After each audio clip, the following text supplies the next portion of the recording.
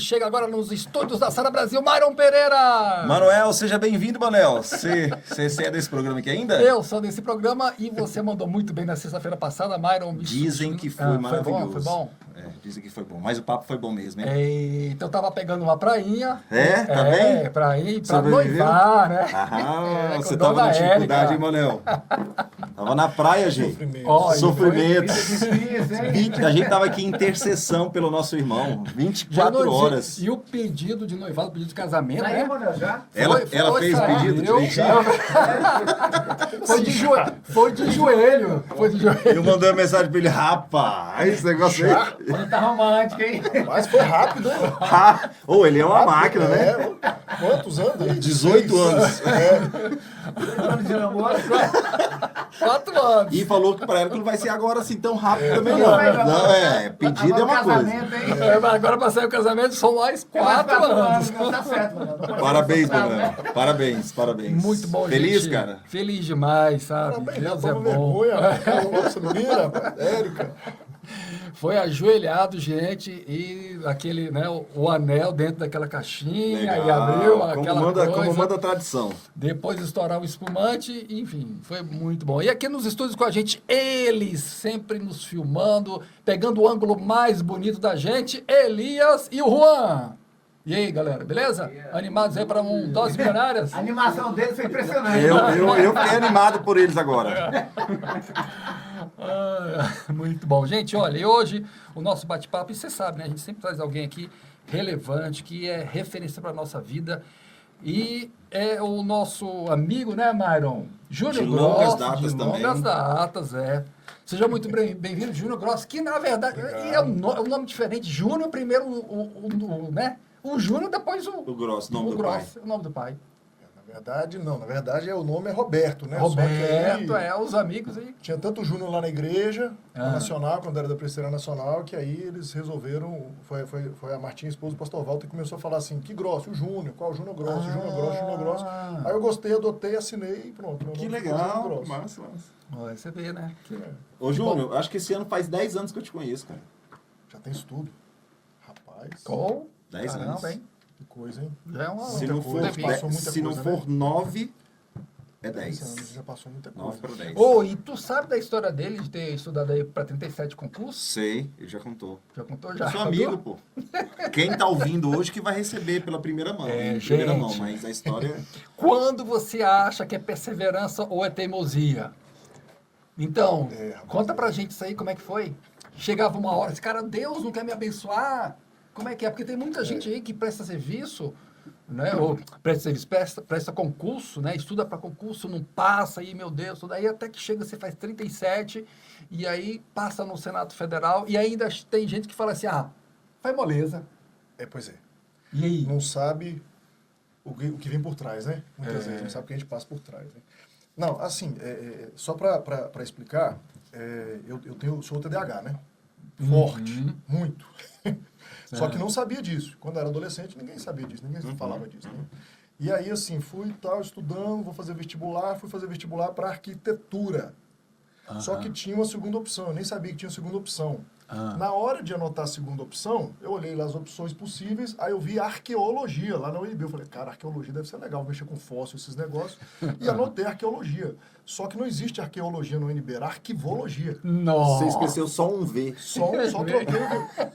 Dificuldade de leitura. Né? Passa rápido. Passei batida, anotei, fui. Não passei. Tô resumindo aí muita coisa, tá? Não passei na arquitetura, passei para arquivologia. Quando eu passei, comecei a fazer o curso, mas aí quando eu fui fazer, eu já sabia do que se tava, né? Aí comecei a ver esse negócio, e minha mãe falou, meu filho, o que você tá achando do curso? Eu falei, mãe, é muito chato. Ô, curso chato, misericórdia, esse negócio é chato demais, é muito chato. E ela falou assim, meu filho, então faz outra coisa, vai fazer outro vestibular, você, né, tá novo aí e tudo. E aí, rapaz... Nós estamos falando assim, de novo assim, você já estava com qual idade? 17 anos. 17 anos. 17 anos, fiz o vestibular com 17 anos. E eu me converti aos 12, né? Aos 12. E aí eu naquela hora ali, eu tinha, assim, plena convicção e eu respondi para minha mãe assim, eu falei, mãe, o jeito como eu fiz o vestibular e como eu passei, não é uma coisa assim, natural e trivial. Se contar, ninguém acredita, parece piada, parece stand-up, né? Você vai contar um negócio desse, né? Aí eu falei assim, mas eu passei, eu não sei o quê, mas Deus tem algum propósito com isso na minha vida. Sim. E eu fui fazendo e a coisa foi caminhando, eu fui, né, me encantando por uma outra área dentro da arquivologia, especialmente na parte de conservação e restauro, que é visto muito pouco lá, mas aqui eu gostei mais. Aí tá, passou, não queria saber de concurso, fui tentar iniciativa privada, fui mexer com tudo, menos com arquivologia. Aí tá, vida vai, vida vem, coisas acontecem, positivas, negativas, tá morando em Goiânia, fiz seminário em Goiânia, né, me formei em teologia lá, voltei para Brasília. Voltei para Brasília, falei, quer saber, vou ter que encarar a questão do concurso mesmo, que o caminho é esse mesmo. E aí comecei a estudar tanto, que daqui a pouco eu estava dando aula em cursinho, para arquivologia. E LODF, Lei Orgânica do Distrito Federal. Não, e gostando, né? Porque no início você não gostava, né? Achava chato. Não, e leva o jeito para coisa. Assim, dentro da arquivologia eu desenrolo bem. E aí foi, tal, mas sempre com esse negócio do conservação e restauro no coração, né? Que é a parte que eu mais gosto. E aí fui caminhando, comecei a fazer concurso, fazendo concurso, e não passava, não sabia que era TDAH e tal. Um amigo porque assim, só para a gente entender, qual é a dificuldade, né, quem está nos ouvindo aí, qual é a dificuldade do TDAH? Tá, hoje em dia está uma epidemia de que todo mundo é TDAH. Não é. Ninguém faz o diagnóstico mesmo. É com o psicólogo mais. Neuro. É com neuro. É com neuro. E vai ler lá Augusto Cury, que ele fala Síndrome do Pensamento Acelerado. Tem um livro dele que fala sobre isso. Né? E lá ele mostra que esse aqui é o mal do nosso século que a gente está vivendo. Né? Não é mais o estresse, né? É o Síndrome do Pensamento Acelerado. Então tem muita gente com pensamento acelerado pela sobrecarga de informação. Aí acha que é TDAH. Não é. TDAH é um funcionamento diferente do cérebro neurodivergente. Né? Então, assim, o meio termo é muito complicado na cabeça da gente. A gente funciona com 880, preto ou branco. Qualquer coisa naquele miolo é muito complicado.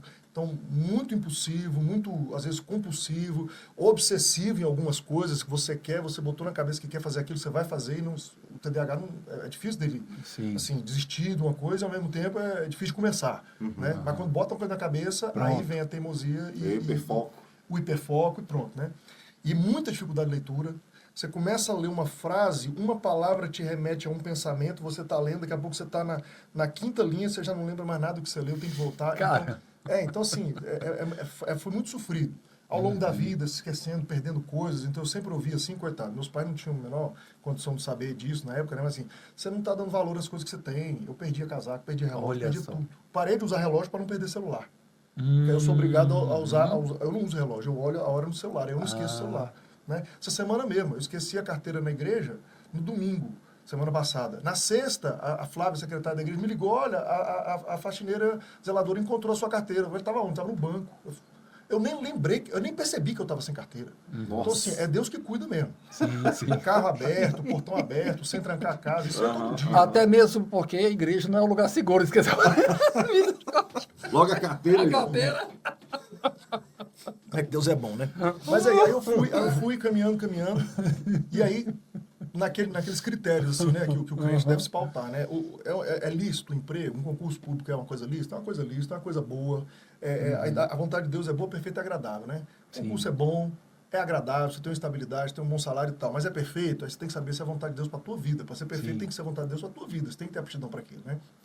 E aí fui estudando, caminhando, e, cara, sempre batendo na trave. Aí toda hora questionava, Deus, mas não é possível, eu sou burro, não é possível. Eu erro um negócio aqui porque eu esqueci, por exemplo, teve um papapiloscopista da Polícia do Distrito Federal, eu esqueci de botar tio e de botar cedilha na redação. Eu fiquei fora por 25 décimos em 10. Nossa. Cada item desse era 15 décimos. Então eu ia ficar entre os 20, 30 primeiros, dos 150 que foram chamados, por causa de tio.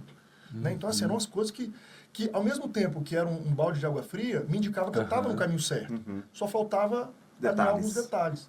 Então, não era assim, conhecimento, né? Não era conhecimento, era alguma coisa que eu não estava sabendo o que era. Aí um amigo meu, que era representante da Novartis, que era do laboratório detentor da patente da Ritalina, ele que falou para mim a primeira vez, João, você é TDAH. E ficou insistindo nessa tecla. O que é isso? Ele falou, bicho, o dia que você começar a tratar o TDAH, você passa no concurso. Isso depois de quantos anos? Anos eu não lembro não, mas depois de uns 27, 28 concursos. Nossa. Rapaz! Só que assim, eu fiz para todo lado, tá? Eu não tinha foco. Eu fiz para todo lado. Sim. E assim, o testemunho do concurso é muito longo, mas eu vou resumir, né? Sim. E aí, assim, fui diagnosticado, comecei a tratar, realmente a Ritalina foi um botão chamado concentração. Eu brinco assim, quem jogou os PlayStation mais antigos, tinha aquele jogo Medal of Honor, Medalha de Honra.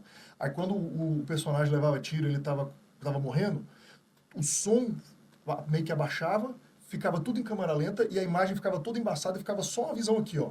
Para ele poder se esconder rápido, então ficava em câmera lenta. Cara, aquilo ali é impressionante. Você aperta o botão, a parabólica do TDAH some, você não vê mais nada, o brilho não incomoda, igual essa luz aqui, tá quase me cegando.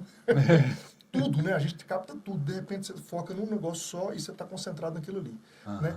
Aí, quando eu entendi isso, comecei a fazer o tratamento, aí meu rendimento foi outro, né? Eu conseguia ler muito menos, a memória é muito boa, mas não a concatenação de ideias é muito boa, mas a memória de curto prazo é ruim. Aí ficou boa, eu consegui absorver melhor, eu desenvolvi um método próprio, que eu já ajudei colegas, amigos meus, irmãos, que também têm problemas de leitura, ou TDAH, ou alguma dessas áreas aí, a passar em concurso público mesmo, né? Sentando junto, lendo o edital e falou, você vai fazer isso, vai estudar isso, fazer isso. E deu certo, sabe? E aí foi quando eu decidi, falei assim, ó, daqui para frente, se Deus teve um propósito na minha vida com a arquivologia lá atrás, então eu vou focar, eu vou fazer só de arquivologia. No dia que eu fiz esse propósito, uma semana depois foi o concurso do Senado. Eu não ia fazer porque era muito difícil. Era uma amiga nossa da igreja, a Leda, falou assim, se você não fizer, eu vou pagar a sua inscrição, mas você vai fazer esse concurso que é a tua hora, chegou a tua hora. Aí o pessoal fala, né, eu estudei todos 7 anos, mas para o concurso do Senado foram 50 dias, que eu parei, foquei, estudar. Trabalhava meio período, porque também não existe um TDAH ficar estudando 10 horas. Ele estuda 2, 3, 4 horas e acabou. Não cabe mais nada. Não dá mais. Né? Eu estudei, foquei, relembrei tudo que eu tinha e aí passei. E ainda anotei 2 questões erradas na prova, senão eu teria tido uma nota melhor. E ainda, na redação, eram 2 redações. A segunda redação, vem aqueles textos, né? Ó, tem o texto tal como inspiração. Aí li o texto todo e comecei a fazer a prova. Fiz o rascunho, transcrevi para folha definitiva a caneta, a primeira frase do primeiro parágrafo. Aí, cara, é o Espírito Santo mesmo. Tocou assim, dá uma lida de novo nesse enunciado. Aí eu li o texto inspirativo, mas eu não li o enunciado. Rapaz! Ele estava falando de gestão documental. Eu comecei a escrever sobre gestão documental. E o enunciado era assim, ó, tendo o texto acima como inspiração, discorra sobre as rotinas de protocolo. Eu ia zerar, eu ia reprovar. Meu Deus. E aí eu acabei de conseguir emendar lá e eu não tinha tempo, tinha 10 minutos para acabar. Eu fiz na caneta rapidão lá e mesmo assim passei. Graças a Deus a gente entrou e está lá, já tem 14 anos. 14 anos no Senado Federal. E a conclusão do testemunho. Hoje eu trabalho à frente do núcleo, sou gestor assistente lá, junto com a Cristiane, que ela é a gestora, e a diretora da secretaria nossa, Daliane. Eu sou gestor assistente do núcleo de preservação do acervo físico. Eu trabalho justamente com conservação, restauro, preservação, que é o que me encantou lá atrás, que é o que eu gosto na área de arquivologia. Rapaz, que legal. Então, assim, Deus realmente, eu posso dizer com certeza, Ele separou a arquivologia na minha vida para que nesse momento eu estivesse onde eu estou trabalhando, fazendo o que eu faço. Entendeu? Agora, teimosia e perseverança. É lícito? É bom? É agradável? Vá no caminho. Agora você tem que ver se é perfeito. Se você está naquele perfil para aquela atribuição, para aquele sonho, para aquele desafio. Porque senão passa a ser teimosia. Você fica dando murro em ponta de faca. Né? Então é muito tênue, é muito subjetivo, é muito peculiar. Cada um tem que entender. É para mim? Né? Às vezes a gente teima num namoro, num noivado, e você fala assim, cara, a pessoa é uma bênção, é uma mulher de Deus, você é um homem de Deus, mas às vezes não é para você. Né? Então você vai insistir, vai ser uma tragédia, uma maldição na vida dos dois, sendo que os dois podem ser bênção na vida de outras pessoas. Então a gente tem que buscar intimidade com Deus e sensibilidade do Espírito Santo para saber se é o perfeito de Deus para a minha vida naquele momento. Agora, a importância, né, de ter uma pessoa que vai falar assim, não, você vai fazer esse concurso, uma amiga, alguém de perto, e falar assim, olha, se você não, eu vou pagar para você. E aí, nisso, você ter a sua vida transformada por causa... Olha o quanto é importante, gente, a gente ter pessoas do nosso lado que nos amam, que cuidam da gente, que querem o nosso bem. E a gente ouvir, né? E a gente ouvir. Porque boa. Gente tem, né? É verdade. Sempre tem. A maior dificuldade não é ter pessoa. A maior dificuldade, às vezes, é a gente ouvir. Na multidão dos conselhos habita a sabedoria. Né? E uma coisa interessante é que é o seguinte... o resultado do concurso do Senado saiu numa terça-feira. Na quarta eu fui nomeado no Ministério da Saúde, um concurso que eu tinha feito 4 anos antes que eu nem me lembrava. É tipo assim, é Deus me falando assim, ó, se eu tivesse te deixado passar antes, você teria se acomodado e não teria estudado com toda a dedicação para chegar, porque realmente é um concurso muito difícil, é um concurso top de carreira, né, do Senado. Então, são os mais visados, são os mais competitivos, né? Muita gente sonha. E lá no Ministério da Saúde, eu fiquei lá só 1 mês e 20 dias até ser nomeado no Ministério da Saúde, no Senado. Foi onde eu conheci a Letícia, minha esposa. Olha, Eu passei pro Ministério da Saúde só para conhecer ela ali. Tamo aí. 12 anos de casado. E 2 filhos? 2, Tornado e Furacão. Ricardinho e Rafinha. Que bênção. Vamos lá. Que legal. Mas aí, o tema da gente hoje, poxa, esse testemunho eu fiz questão, pastor Júnior Grossi, de você contar pra gente, porque é inspirador, né? Mas a gente quer hoje mesmo é bater um papo sobre o cristão na gestão pública, né? Porque você está ali perto do poder, você está dentro do poder ali, né? Senado Federal, e aí vendo várias decisões, e está por dentro de tudo. E qual é o nosso papel? Porque assim, a gente veio para ser sal da terra e luz desse mundo. E hoje a gente vê muita gente sendo, sabe o quê? Sabor cristão. Não é? Cristão de rocha. Aroma cristão. E aí nisso, aroma artificial de cristão. A gente tem que ver, cara, esse cara aí é de rocha quando ele entra na política. Então, assim, de gestão, de você ser o gestor público que quer servir, não é? Eu acho que não acredito que essa é a essência. E a gente vê aí muito cristão aí dando testemunho aí que eu acho suspeito, né? E aí, de que maneira a gente tem que se comportar na gestão pública? Tá. Ou isso tem que ser natural? Porque é o seguinte, lá dentro também, quando você está lá dentro, aí aparece também ali propostas, não é isso? Não, aí que tá, vamos lá. É bom até desmistificar assim para a cabeça do leigo, né? Que é o seguinte, o Senado ele é uma cidade. Sim. Você tem uma gráfica lá enorme que produz uma tiragem de livros lá gigantesca, de publicações. Você tem, assim, você não tem só área legislativa, você tem uma área administrativa gigantesca, né? E a parte administrativa, ela é atividade meio. A parte legislativa é atividade fim. Então, todo o restante existe para subsidiar a atividade fim. A SGDOC, Secretaria de Gestão da Informação, ela trabalha basicamente na atividade meio, né? E a minha parte, quando eu estou hoje como arquivista, lotado no núcleo de preservação do acervo físico, a gente não tem contato com a parte política. Certo. Né? Com a parte legislativa. E eu confesso para vocês, assim, nunca houve nenhuma pressão, nem nada. Eu nunca presenciei nada que fosse... Qualquer pressão, qualquer insinuação, qualquer coisa que comprometesse ou que gerasse algum desconforto no trabalho administrativo nosso lá. Eu já fui coordenador do arquivo, já fui chefe de outra área, já trabalhei em vários locais ali dentro, em alguns locais ali, mas sempre dentro da SGDOC. Eu nunca vi nada, sempre foi... É bem diferenciado, sabe? Então a gente não tem muito... não acompanha esses desdobramentos políticos. Então assim, tá lá perto do poder. A gente está num órgão de poder, mas não na atividade fim. Sim. Né? Então essa é para diferenciar. Ótimo. Agora, vamos lá. O que eu vou falar agora, eu acho que cabe em qualquer profissional, em qualquer área. Tanto gestor público quanto privado. Né? Tudo que tiver a mão para fazer, faz conforme as tuas forças. O padrão de Deus para nós é o de excelência. Tanto que ele fala conforme as suas forças. Ele não diz, tudo que tiver a mão para fazer, faz perfeito. Não é perfeito. Com certeza o Manel é melhor do que eu em algumas coisas, o Myron em outras, eu sou melhor que o Myron em outras e tal. Essa é a multiforme graça do corpo e a gente vai se edificando mutuamente. Mas eu tenho que fazer com excelência a minha parte, você tem que fazer a sua, todo mundo tem que fazer a dela. Então, no trabalho, lá, eu primo por fazer com o melhor das minhas forças, buscando a excelência nos meus padrões. E sempre a gente aprende alguma coisa, sempre a gente tem algo a melhorar, né? Pode não ser o melhor jeito. Qualquer ser humano, qualquer cristão, mas tem que ser o seu melhor jeito. Pode ter um jeito melhor a ser feito, mas você tem que estar no limite de qualidade do seu serviço. Com isso, a gente está honrando a Deus no nosso trabalho, a gente vai ter um bom testemunho de trabalho, né? Enfim, quem é fiel no pouco, Deus coloca no muito. Quem planta, colhe, lei da semeadura, né? Então, você vai se capacitando. Outra coisa, eu estou em constante capacitação. No fato de gerir, às vezes, assim, a gente tem que estar à frente não do processo de licitação, mas nós, como órgão técnico, a gente tem que estipular um produto, tem que definir um equipamento e tal. Então, eu sou muito, muito chato com isso, mas muito chato. Às vezes, assim, ao ponto de entrar em contato e pedir desconto. Ah, mas é o órgão público. Cara, mas assim, é patrimônio público, é meu imposto, eu tenho imposto de todo mundo. É isso. Então eu faço questão, tem gente que às vezes sai de sala de lugar, deixa a luz acesa. Eu desligo as luzes, eu desligo o ar-condicionado, eu desligo o monitor do meu computador. Tem 2 telas. Você está gastando ali centavos ao longo do mês. Cara, mas não é dinheiro meu, é dinheiro público, é dinheiro que tem que ser usado corretamente. Então, a gente tem que ter essa postura aí em casa, em todo lugar.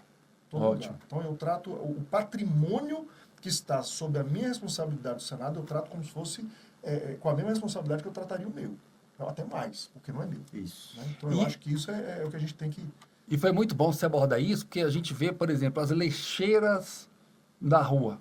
A gente vê tanta lixeira danificada que aí, às vezes, a gente tem assim... de ônibus, não lixado, falta de E zelo, aí, né? acredito que a ideia das pessoas falou aquilo não é meu. Não, aquilo é seu.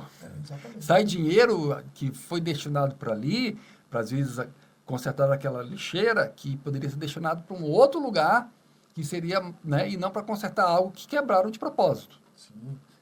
Consciência cidadã, né? Consciência cidadã. Se o cidadão comum, se a pessoa comum tem que ter essa consciência cidadã, o cristão tem que ter essa consciência dobrada, porque nós somos cidadãos dos céus com os pés aqui na terra. A gente não pode ser sabor cristão. A gente tem que ser cristão de fato. Com os nossos pecados, com os nossos defeitos, com os nossos erros, né? Eu sou meio estouradão, então tem hora que eu esquento de cá, esquento de lá, a gente tem os problemas de trabalho, isso é normal. Não deixo de ser humano porque sou pastor. Sim. Pelo contrário, né?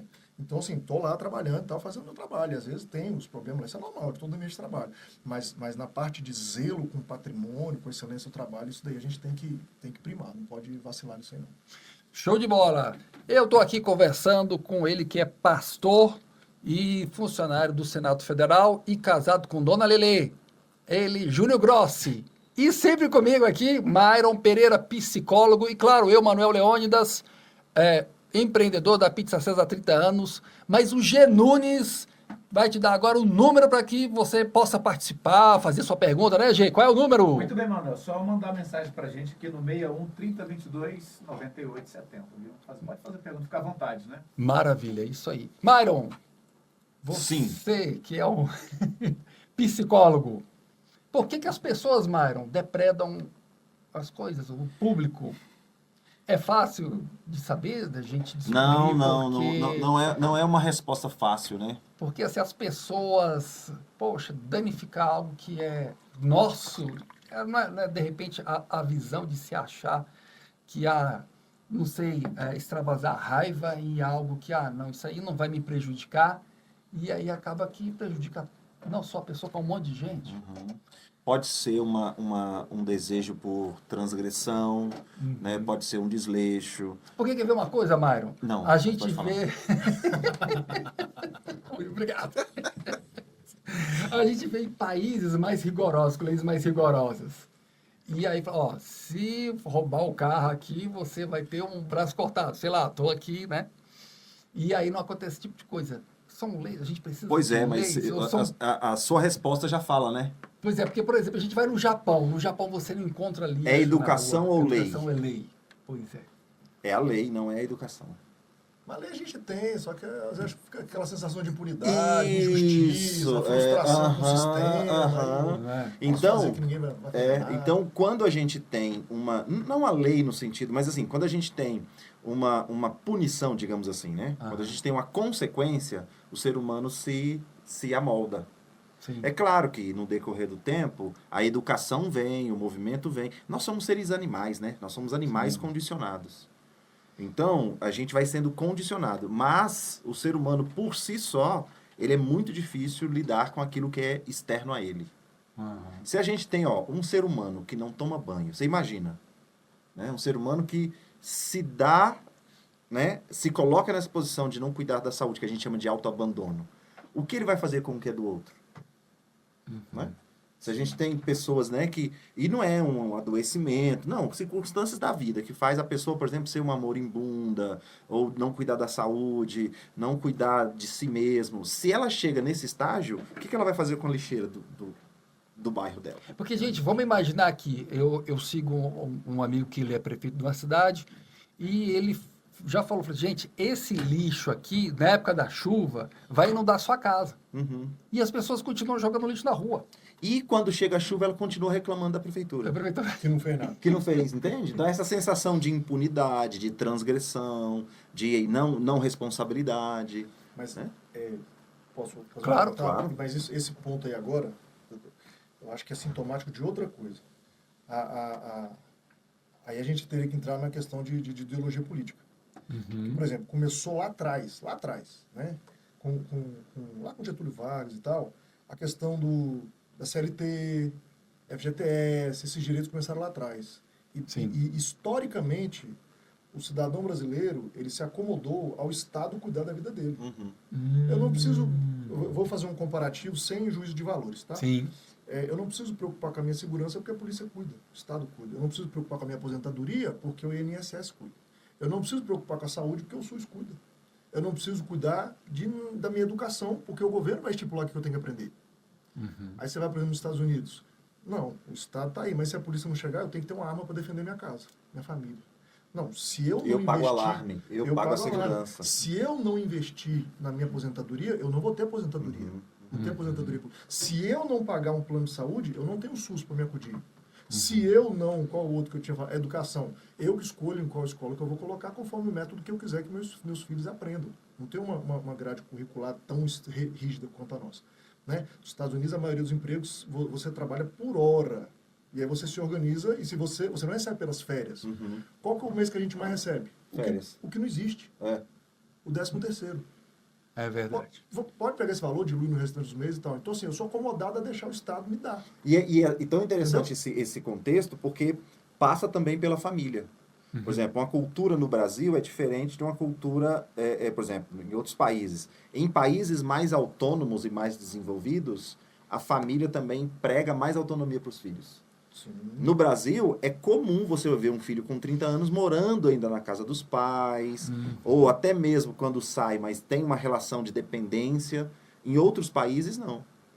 O filho com 18, 19 anos, ele tem uma cultura. A gente vê isso muito nos filmes, né? Sim. A família levando o filho para morar na faculdade. Por quê? Porque chegou a hora da faculdade, ele sai do ninho. No Brasil, não. No Brasil, existe uma... Então, olha o tanto que vai permeando, né?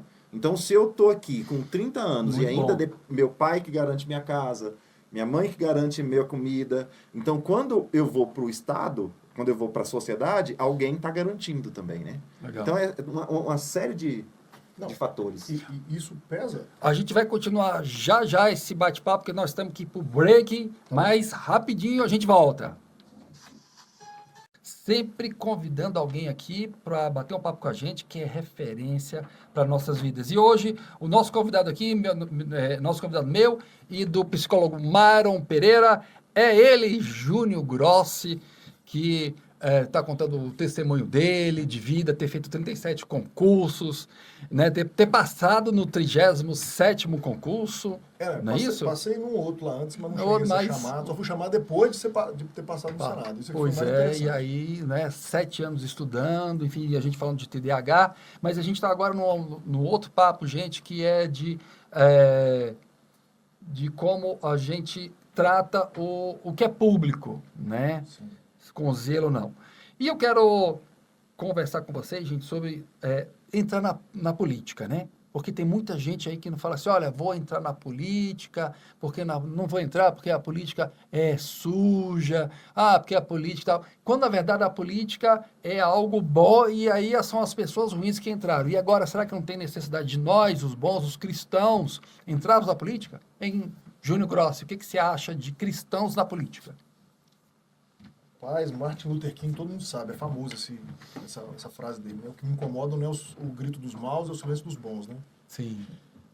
Eu sempre que eu vou pregar, eu vou dar uma aula, uma palestra para cristãos sobre política, eu começo perguntando o seguinte: quais são os primeiros 10 nomes do personagem bíblico que você pensa?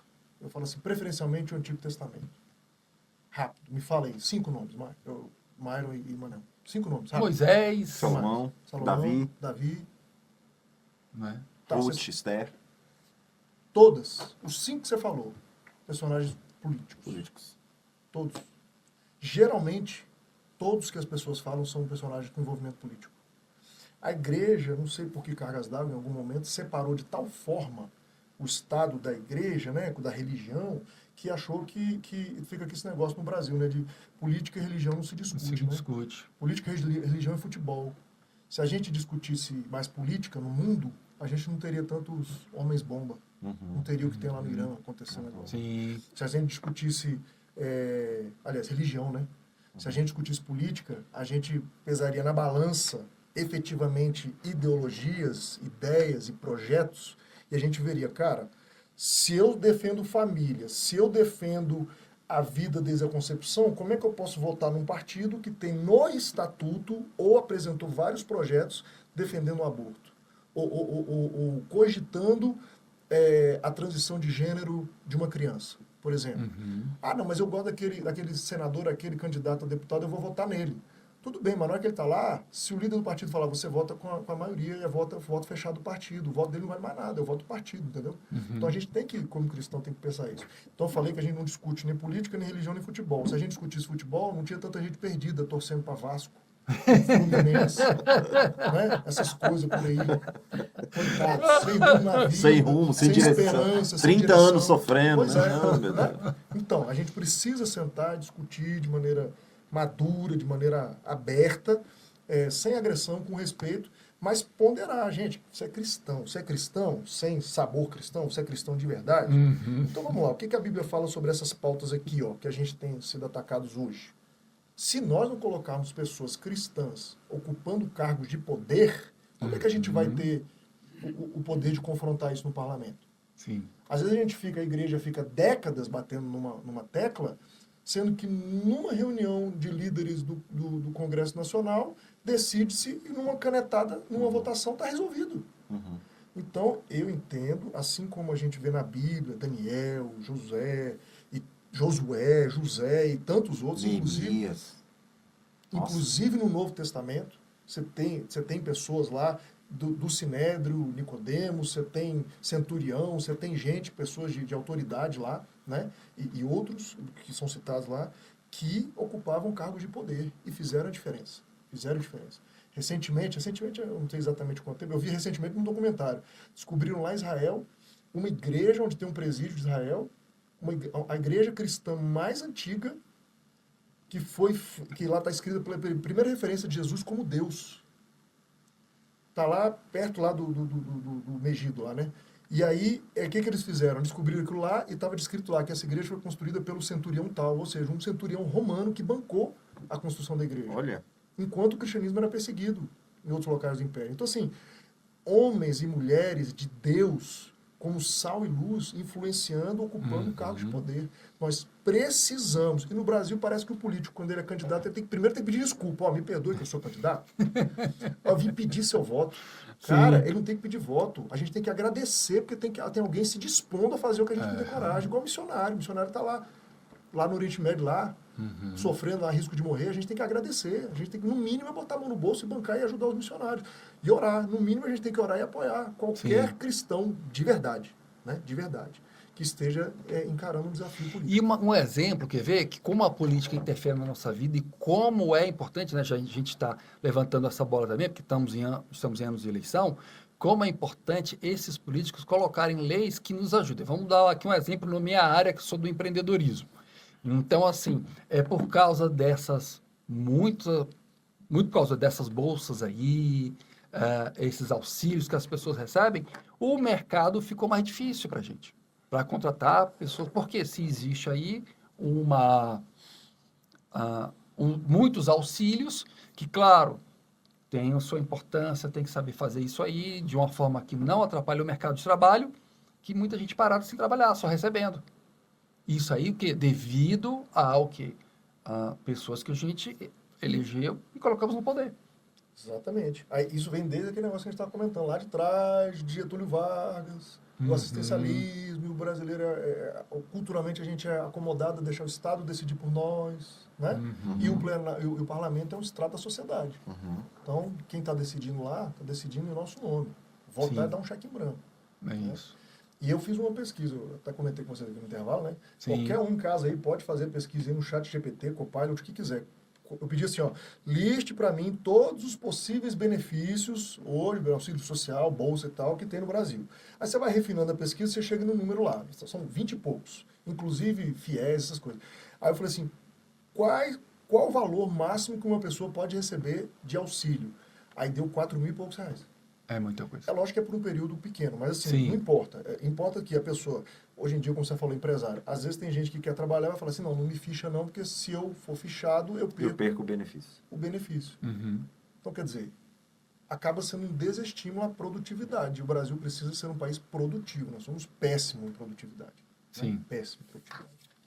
E tem uma questão também da política, que é, no Brasil, a gente vincula muito política a partido político. Né?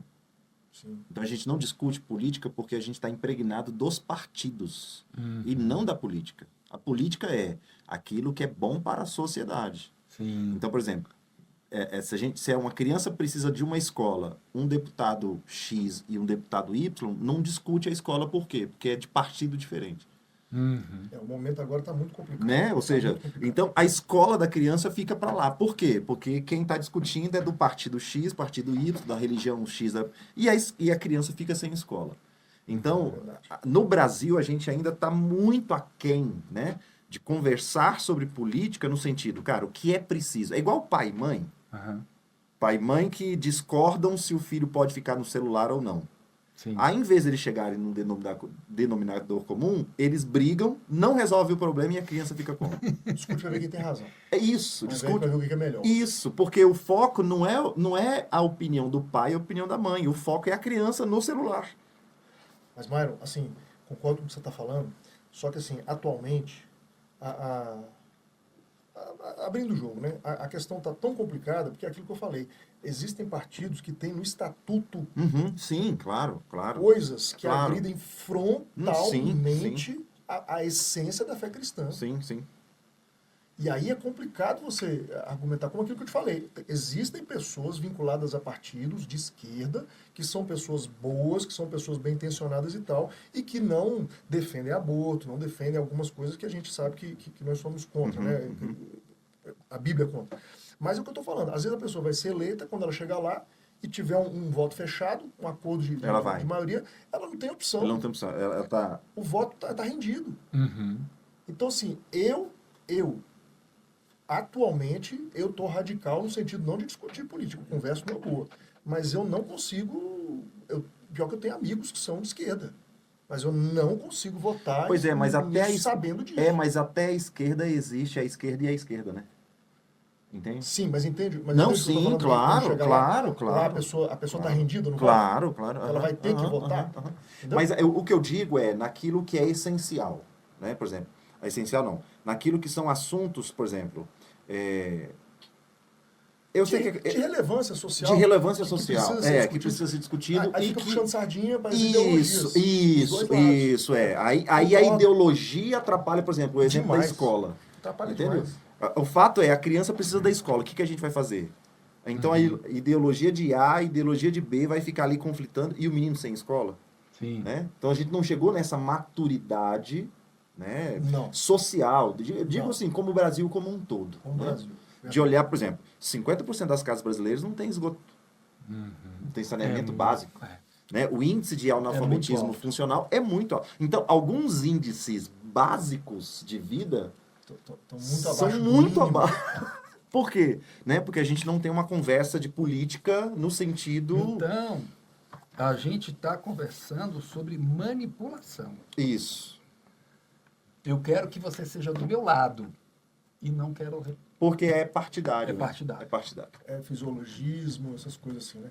Tem uma questão também que eu bato muito na tecla lá na igreja, quando eu prego e tal, é a questão do jeitinho brasileiro. O jeitinho brasileiro é terrível. Está terrível. entranhado em tudo, né? Na Tudo, cultura, cara, né? o roubo mais faz, a corrupção virou algo assim que a gente tolera. Não sou eu que estou falando isso, não. Foi Ciro Gomes que falou. Ele falou Sim. na última, ele procura na internet, vocês vão ver ele falando. Se a gente eleger de novo, tal, nossa geração perdeu a moral para combater a corrupção. Ele falou, não fui eu não, pesquisa na internet. E é verdade mesmo, eu acho que a gente está pagando um preço geracional de como sociedade a gente aceitar coisas como comum. E não são coisas comuns para nenhuma sociedade, e muito menos para uma sociedade majoritariamente cristã. Né? Não dá para aceitar, e a gente aceita como, pode, deixa passar, faz isso, fura fio e tal. É coisa pequena, mas que você vai amplificando, vai deixando passar, sabe? Esses dias o pastor Helder, né, nosso pastor lá da Igreja Presbiteriana Manancial, meu pastor, eu sou pastor auxiliar dele e sou pastor da Presbiteriana Manancial Norte, lá no Norte, lá em casa. E ele pregou e comentou lá um negócio, ele falou assim, ó, alguém que burla o sistema aí, financeiro do país, começou roubando uma bala no mercado, cara. Sim. E o pai não corrigiu, achou que estava tudo bem. Sabe? Acha que está tudo bem viver de bolsa. Sim. Eu posso viver assim, não estou generalizando, estou dizendo, Claro, tem gente que acha claro. que é normal viver de bolsa, ao invés de correr atrás, dar cara e tal, sabe? Então isso E é interessante que a gente não está falando contra a bolsa, contra a ajuda, mas falta mecanismo de fiscalização, falta mecanismos de, olha, é por enquanto, é por um tempo, é até que, né? Ou seja, junto com a criança, a família que precisa da Bolsa Família, entra também o aposentado que já tem uma série de bolsas que não precisaria daquela bolsa. Na pandemia, rapaz, eu fiquei muito bravo. Um vizinho lá do lado de casa, um cara funcionário público aposentado, a esposa empresária, pois ele conseguiu entrar no ajuda emergencial. Aí. O cara Gente, funcionário brasileiro. público. Nossa. Ou seja, tá vendo que O salário dele está garantido. todo garantido. Entra, tá vendo? Aí tem um empresário que quebrou, que perdeu a bolsa, perdeu a vaga por causa dessa. Então, sim, você vê que entra governo e sai governo, a gente não tem mecanismos de tornar a gente mais... Por quê? Porque o jeitinho brasileiro... E às vezes quem entra lá, você falando, né? Às vezes o político que entra lá com uma boa índole, ele é vencido, cara. É difícil. Por isso que eu falo assim, tem que colocar vários. A gente tem que apoiar vários. Vários. Não é só chegar 1, 2, 3, não. Temos que conhecer partidos, temos que conhecer as pessoas, conhecer as ideias, conhecer as lideranças, conhecer os candidatos. O histórico e o atual e acompanhar, para cobrar. Tem que ser feito. Tem que ser feito em massa e de uma vez. São 8 só que serão eleitos aí. Eu acredito que são 8 deputados, porque eu não lembro como é que ficou o número. No DF. Na mudada se vai influenciar, mas na minha cabeça é só 8 no DF. Quantos a gente vai ter aí? Centenas de candidatos a deputado federal. Né? Quantos pré-candidatos a gente já está buscando conhecer e saber das propostas para apoiar? Né? A gente tem que fazer isso. Tem que fazer isso. Estamos omissos. Isso. Eu quero citar aqui para os nossos ouvintes um projeto social chamado Educamar, que é ali na favela Santa Luzia. Acredito que todos conhecem ali atrás da Estrutural, né, que é uma área que muito pobre, que o esgoto corre a céu aberto, o que tem de energia elétrica tudo é gato e as casas ali muito simples. Bom, nesse lugar, esse projeto, ele faz o seguinte, ele cadastra primeiro a criança tem que estar na escola. E aí, ele tem as doações que eles recebem, eles não dão para as famílias cadastradas. Eles não dão, eles fazem o mercado solidário. O que é o mercado solidário? Um saco de arroz é R$15, lá no mercado solidário, a família cadastrada paga R$5 um saco de arroz. Legal. A criança tem um custo, né? entendeu? Tem um valor embutido. Tem um valor. Sim, isso faz diferença demais. Total. Inclusive, existem pesquisas sobre isso, sabia? Claro. Que existe no nosso cérebro uma valorização, o que a gente chama de dopamina, né? Até a dopamina fala sobre isso. Existe um mecanismo de valorização daquilo que é conquistado. Isso é inato. Então, aquilo que se conquista, querendo ou não, tem uma valorização, uma conservação, um apreço, um exercício mais responsável. E aí, a criança que está tendo aula de reforço, ou está tendo aula de judô, ou está tendo aula de balé, ela recebe uma moeda, o denário. E depois, o denário, ele troca pelo brinquedo, a criança vai trocar pelo brinquedo. Então, um carrinho é 10 denários, a boneca é 5 denários, a criança vai lá e troca. Então, não é dado. Você está mudando a cabeça da Entende? Então, a gente... Existem várias iniciativas com isso, né? Tem uma iniciativa lá no Rio de Janeiro, numa favela no Rio de Janeiro, numa comunidade no Rio de Janeiro, que trabalha inclusive com moeda própria. Olha só. Eles eles fazem justamente esse mecanismo, assim, ó, de fazer com que o cidadão se represente diante das responsabilidades. Gere frutos com o seu trabalho, com o seu esforço, isso é muito legal. Então, se a gente pensar numa coisa micro, né? São ideias que a gente depois pode trazer para maior, aumentar essa ideia. Do que você chegar e simplesmente dar. Não. É o Você famoso tem que- ensinar a pescar e não dar Isso. só o peixe, né? É isso. Manuel, tem uma mensagem aqui de um ouvinte. Sim? Ela fala o seguinte, ela comentando o assunto aí de vocês, é um verdadeiro absurdo esse tal auxílio. Sou da época que teria que trabalhar, teria que estudar. Hoje, quantos e quantas pessoas já me deparei falando, ela que se for trabalhar, perde o auxílio. Não pensa no futuro dos filhos? Concordo sim, política tem que ser discutida, sim. Só não concordo a igreja usar as pessoas, membros, para eleger pessoas que, quando estão lá dentro, escolhem somente o deles. Ao meu ver, é corrupção dentro da igreja. Deixa eu ver o nome dela aqui. Essa colocou como irmã corretora? A Terezinha. Tereza, nome da minha mãe. Muito obrigado, Terezinha, pela sua participação. Posso comentar? Claro, por favor, Júnior. Todo ajuntamento humano, ele tem complexidades, né? E é tendente, nós somos tendentes ao erro, nós somos pecadores, né? Quando eu comecei a namorar a Letícia, ela não era... Quando eu comecei a sair, né? A gente não namorava ainda, né? Ela começou a perguntar, né? Porque ela não gostava de crente de jeito nenhum. Aí eu falei assim, olha, na igreja você vai encontrar as melhores e as piores pessoas. Sim. Ótimo. E as melhores pessoas, às vezes, vão ter comportamentos que você vai se decepcionar. Porque estão lá, porque sabem que precisam ser tratadas por Deus. Então, assim, nunca baseie a sua fé nos outros, nem na minha vida. Senão eu vou ser o que mais vai te decepcionar. Né? Nós somos pecadores. Agora, daí a generalizar, né, que nós não podemos e devemos apoiar um crente que a gente conhece. Eu fui candidato a deputado distrital, há muitos anos atrás. Mas porque eu queria chamar, eu sabia que eu não ia ser eleito, mas eu queria chamar a atenção para que as pessoas entendessem que a gente precisava participar disso. Rapaz, perdi 90% dos meus amigos. Eu cheguei a ouvir dentro da igreja, onde eu me converti, gente que me viu crescendo. Né? Eu converti com 12, se eu tinha 28, 27 anos, quando eu fui candidato. A pessoa chegar para mim e falar assim, poxa, eu gostava tanto de você. Agora você vai se envolver nisso também, cara? Eu falei, mas o que você está falando? Aí o outro chegou assim, não vou, vai me apoiar? Não vou apoiar não, porque eu sei que quando chegar lá você vai se corromper. Eu falei, meu Deus do céu. Caramba. A gente prega lá maior que está em nós, que está no mundo. Né? A gente prega que nós somos sal da terra e luz do mundo, mas na hora de pegar um crente, pegar no braço, cara, bora caminhar junto, eu vou te apoiar, vamos lá. Vamos chorar junto, não me decepciona não. Porque do mesmo jeito que eu estou te apoiando, depois eu posso te denunciar também, se você fizer coisa errada. E a gente agarrar o exército e caminhar junto como um corpo, não, fica só dentro da igreja. Fica só dentro da igreja. Quando a gente quer ser sal e luz, por que a gente envia missionário lá para o Oriente Médio, para a África, não envia para a Câmara Legislativa? Não envia missionário para a Câmara dos Deputados e para o Senado? Eu sou missionário lá no meu lugar de trabalho. A gente é missionário onde a gente estiver. Então, esse negócio de que o crente vai lá só puxa... Não. Tem que apoiar sim, tem que conhecer e tem que ver um plano que seja viável, um projeto viável e tem que apoiar. E principalmente, gente, a democracia ela pressupõe acompanhar. Cobrar, Porque fiscalizar. é isso. Então eu votei no Júnior Gross, ele foi eleito, meu irmão, se você fizer coisa, eu vou te denunciar. É isso mesmo. E a gente tem poder para isso. Agora, por exemplo, eu sou um candidato. Eu tenho X números de assessores lá que eu tenho direito. Você é uma pessoa capacitada que eu conheço. Eu acho que é isso nesse sentido que ela quis dizer, que só defende os seus. Isso. Aí eu não vou te nomear como meu assessor? Uai, é óbvio, eu vou nomear as pessoas que eu confio, ué.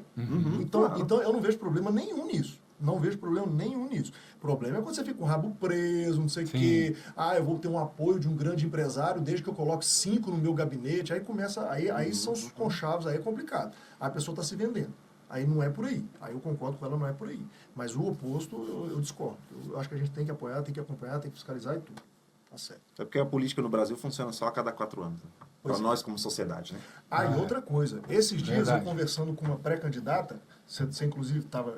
Sim. Manel, não vou citar o nome aqui no momento, mas ela falou assim, olha, a gente tem uma dificuldade enorme de encontrar cristãos sérios com conhecimento técnico para trabalhar na política. É outra questão.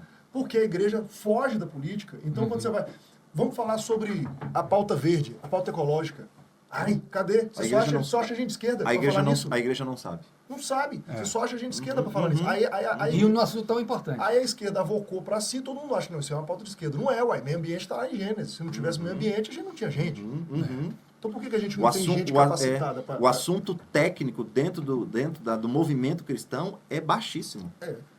E a gente acha também, um último detalhe, só rapidinho, tá? Sim. Um último detalhe. A gente acredita que por exemplo, eu vou usar um termo, mas não é um paralelo ao Bolsonaro e tal, mas a gente acha que a gente vai eleger um Messias. Eles são... Eu vou eleger um santo para ficar lá dentro. Gente, Perfeito. política é negociação. A gente tem que parar com essa ideia romântica de achar que vai resolver e a gente vai virar uma teocracia. Aqui não é Irã, é democracia. Então, quando o cristão entrar lá, ele vai ter que negociar determinadas coisas. Para conseguir voto para pautas importantes, ele vai ter que votar em pautas que ele não gostaria. Mas ele vai ter que ter maturidade e caráter para saber o que negociar. Então a gente tem que parar com essa ideia romântica de achar que a gente vai votar e o cara vai ser um santo lá dentro, porque ele vai ter horas que vai sujar o currículo dele tendo que apoiar alguma coisa que ele não faria, mas que é necessário para ele conseguir um voto para uma coisa muito maior. Sim. Então a gente tem que ter sabedoria nisso aí, tem que ter carinho e zelo pelos bons que estão lá, porque tem gente boa no parlamento. E paga preço. Paga preço caro. Paga preço caro. E eu gosto de uma máxima. O mal faz mais barulho, mas o bem está mais presente. Amém. É o nosso foco. É isso aí. Entendeu? Vamos encerrar então com essa Já? frase do Mário, que acabou o nosso tempo. E você, claro, vai estar com a gente novamente na próxima sexta-feira, nesse bate-horário, 11 horas da manhã, sempre comigo, com o Myron e algum convidado de excelência, referência. Posso fazer um convite? Por favor. Lá na Presbiteriana Manancial, Igreja Presbiteriana Manancial no Tororó, a gente vai estar recebendo um amigo meu, que foi professor meu de cursinho, e depois a gente virou amigo dando aula juntos, e ele é o deputado, professor Paulo Fernando, católico, cristão, que tem uma militância muito forte no pró-vida, contra aborto, já salvou literalmente milhares de crianças, né? Trabalhou com a ministra Damares e tudo, então ele é muito bacana. Então, convidado, Tá aí o convite. Acesse o site da igreja, Escola Dominical, 10 horas da manhã, dia 29 de março. Igreja Presbiteriana Manancial, lá no Tororó. É isso. Valeu, Genunes. Valeu, gente. Bom Byron. final de semana para vocês. Até mais. Valeu, Um abraço, Gê. Deus Valeu. abençoe. Obrigado. Muito legal.